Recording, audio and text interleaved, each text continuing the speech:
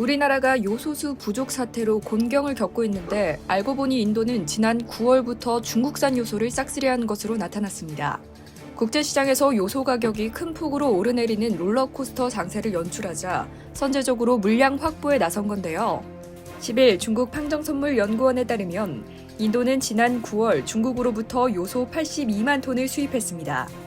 중국의 9월 요소 수출량 총 109만 톤 가운데 75%가 인도로 간 셈이죠. 과거 수치와 비교하면 인도가 중국산 요소를 얼마나 적극적으로 확보했는지 알 수 있습니다. 인도의 지난해 9월 중국산 요소 수입량은 60톤 수준인데요. 20톤을 수입했던 2019년 9월과 비교하면 올해 4배 이상 늘린 것이죠. 중국의 10월 요소 수출량은 아직 공식 집계되지 않았지만 총 80만 톤 안팎으로 이 역시 인도가 대부분 수입했을 것으로 관련 업계는 추정하고 있습니다. 요소 부족 사태의 조짐은 지난 5월부터 감지됐는데요. 2018년에서 2020년 3년 평균 중국산 요소 가격은 톤당 280에서 328달러 수준이지만 올해 5월 중순부터 상승세가 시작됐죠. 8월에는 400달러를 넘어섰습니다. 요소 가격이 톤당 400달러를 넘어선 건 8년여 만인데요. 9월에는 500달러를 돌파해 중국의 수출 제한 조치가 시작된 10월에는 700달러까지 급등했습니다. 석탄, 천연가스 등 국제 원자재 가격 이상 징후를 보이자 인도 정부가 발빠르게 중국산 요소를 확보했다는 분석이 나옵니다.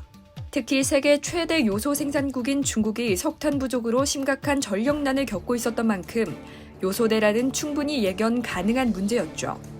세계에서 중국산 요소를 가장 많이 수입하는 인도가 선제 조치에 나서는 동안 2위 수입국인 한국은 손을 놓고 있었는데요. 사태의 심각성을 전혀 알지 못했습니다. 우리 정부는 요소수 부족 사태가 심각해지자 지난 2일부터 상황 파악에 나섰습니다. 중국 당국이 석탄 수급 위기를 이유로 지난 10월 11일 요소 수출 제한 조치를 공식 발표한 지 20여일 만인데요. 지난 9월부터 적극적으로 요소 확보에 나선 인도 정부보다는 2개월이나 늦었습니다.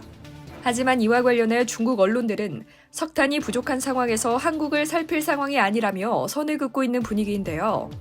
중국 국영 청두TV가 운영하는 인터넷 매체 션나우주시는 9일 한국은 석유화학 산업 강국으로 요소를 생산할 능력이 없는 게 아니다라며 한국 정부가 재벌에 유리한 경제정책을 채택하면서 경제적 이익이 없는 분야에 대해서는 소극적이라고 지적했습니다. 이 매체는 이어 한국은 국가 경제와 국민 생활과 관련된 중요한 전략 자원을 자급자족하거나 비축체제를 구축하지 않았다며 한국이 특정 분야 위기를 겪는 건 자업자득인 만큼 중국과 관계가 없다고 덧붙였습니다. 이상 여의도TV였습니다.